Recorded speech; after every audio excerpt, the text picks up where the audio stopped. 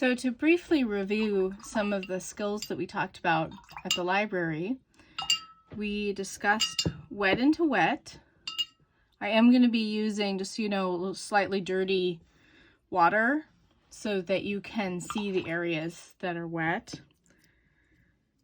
I don't always do that in a painting, but for this video purpose.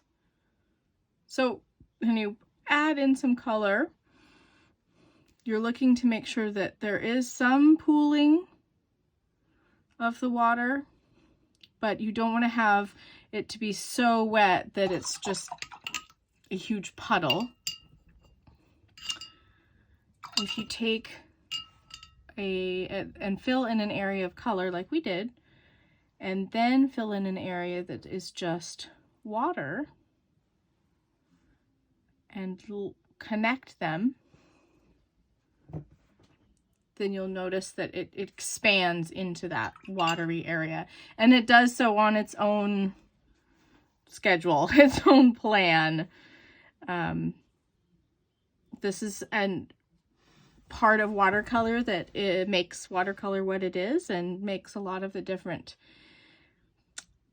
techniques that you see in some of the soft blended colors. That is why you can get that in watercolor, and there's a lot of not touching in watercolor, just letting the water do the work. Well, you can see, look, I had a little greasy fingerprint right there. Any place that you end up putting your fingers, sometimes you end up marking up your paper and creating a resistance area. So you can use water and have it bleed into water, or you can grab pigment and it can go into the way that the pigment combines depends upon the pigments that you're combining.